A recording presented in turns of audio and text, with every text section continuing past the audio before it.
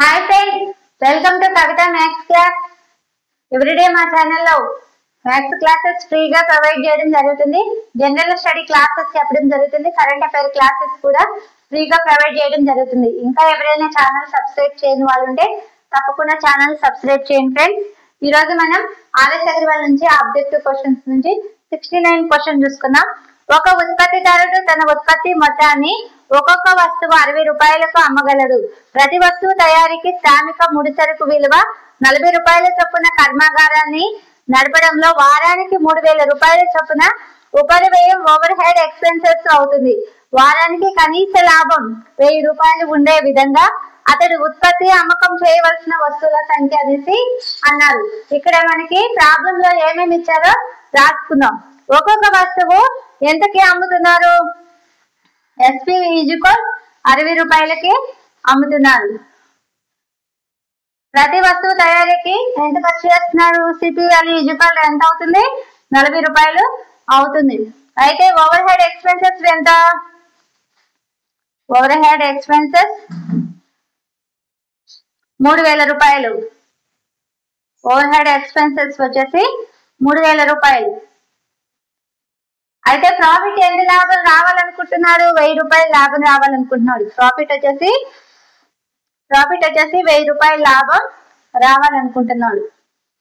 అయితే ఇక్కడ అమ్మవలసిన వస్తువుల సంఖ్య అనేసి అంటున్నారు. వస్తువుల సంఖ్యను మనం కనుక్కోవాలి. వస్తువుల సంఖ్యను మనం కనుక్కోవాలి. ఇక్కడ మనకి ఫార్ములాలో ఒక్కొక్క వస్తువు అమ్మకం విలువ ఇచ్చాడు.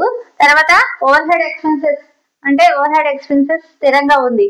తర్వాత ఇక్కడ మనకి అమ్మవలసిన వస్తువుల సంఖ్యని కనుక్కోమంటున్నారు. ఇలాంటి ప్రాబ్లమ్స్ ఇచ్చినప్పుడు ఒక ఫార్ములాని యూజ్ చేసుకుని సింపుల్ గా సాల్వ్ చేసుకోవచ్చు. ఫార్ములా ఏంటో చూద్దాం. వస్తువుల సంఖ్య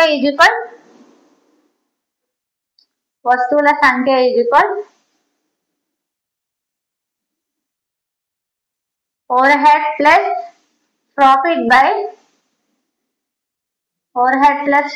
by SP minus CP. X overhead expenses ఎంత? 3000 రూపాయలు. 3000 రూపాయలు ప్లస్ ప్రాఫిట్ ఎంత? 1000 రూపాయలు. SP వాల్యూ ఎంత? 60 రూపాయలు మైనస్ CP 40 రూపాయలు. X ఎంత వచ్చింది మనకి? అప్పుడు ఎంత వస్తుంది? 4000/20. X విలువ అప్పుడు ఎంత వస్తుంది? 200 వస్తుంది. X విలువ 200 వస్తుంది. ఇక్కడ ఉత్పత్తి అమ్మకం చేయవలసిన వస్తువుల సంఖ్య ఎంత వచ్చింది మనకి? ఆన్సర్ వస్తువుల సంఖ్య X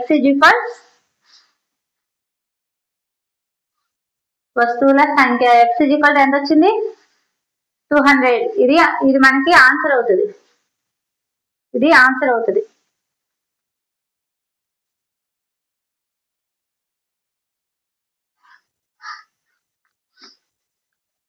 అంటే ఒక్కొక్క వస్తువు అమ్మకం విలువ ఇచ్చి తర్వాత ఓవర్ హెడ్ ఎక్స్పెన్సెస్ స్థిరంగా ఇచ్చి తర్వాత వస్తువుల సంఖ్యను కనుక్కోమన్నప్పుడు ఈ ఫార్ములాను యూజ్ చేసుకొని సింపుల్ గా సాల్వ్ చేసుకోవచ్చు.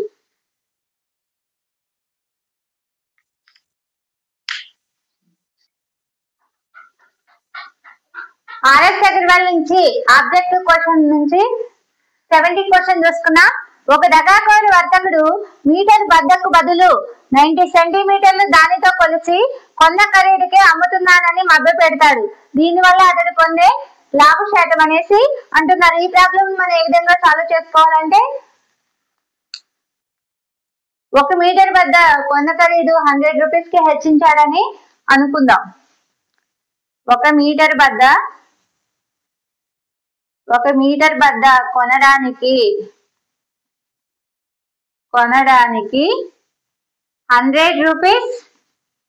రూపీస్ హెచ్చించాడని అనుకుందాం. హెచ్చించాడు అని అనుకుంటే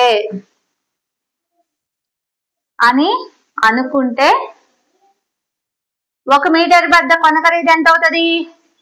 1 మీటర్ బద్ద 1 మీటర్ బద్ద ఏమవుతుంది? 100 రూపీస్ అవుతుంది. 100 రూపీస్. 1 మీటర్ బద్ద కొన్న ఖరీదు 100 రూపీస్. అప్పుడు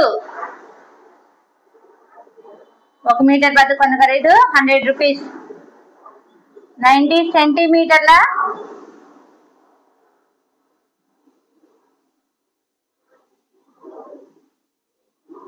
1 మీటరు. 90 సెంటీమీటర్ల మీటర్ బద్ద 90 సెంటీమీటర్ల మీటర్ బద్ద ఏమవుతుంది? 0.9 మీటర్స్. కొన్న ఖరీదు ఎంత అవుతుంది? 90 రూపీస్. కొన్న ఖరీదు 90 రూపీస్. అతను కొన్న ఖరీదుకే అమ్ముతున్నానని చెప్తున్నాడు, ఎందుకంటే 1 మీటర్కి అమ్ముతున్నానని చెప్పాడు కాబట్టి. అతను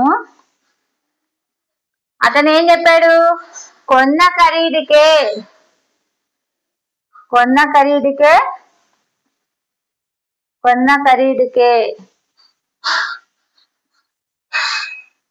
అమ్ముతానని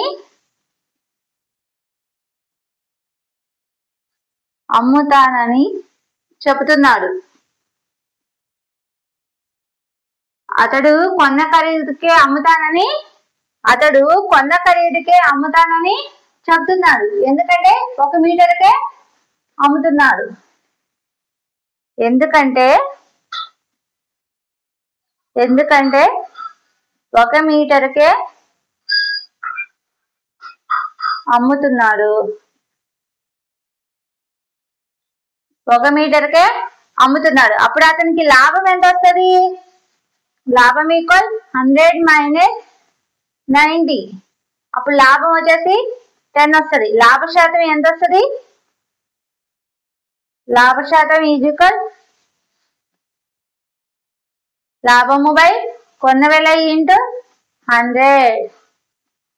అప్పుడు 100/9 అంటే 11/9%. లాభ శాతం ఎంత వచ్చింది? ఆన్సరు లాభ శాతం వచ్చేసి 11/9%. ఇది ఆన్సర్ అవుతుంది మనకి. ఫస్ట్ 1 మీటర్ బద్ద కొనడానికి 100 రూపీస్ హెచ్చించాడని అనుకుంటే 1 మీటర్ బద్ద కొన్న ఖరీదు ఎంత అవుతుంది? కొన్న ఖరీదు 100 రూపీస్. తర్వాత 90 సెంటీమీటర్ల మీటర్ బద్ద 0.9 మీటర్లు అనుకుంటే కొన్న ఖరీదు ఎంత అవుతుంది? కొన్న ఖరీదు 90 రూపీస్. అతడు కొన్న ఖరీదుకే అమ్ముతున్నానని చెప్తున్నాడు, ఎందుకంటే 1 మీటర్ బద్ద అమ్ముతున్నాడు. లాభం ఎంత వస్తుంది? 10 రూపీస్. లాభ శాతం ఈ విధంగా ఆన్సర్ మనకి వస్తుంది.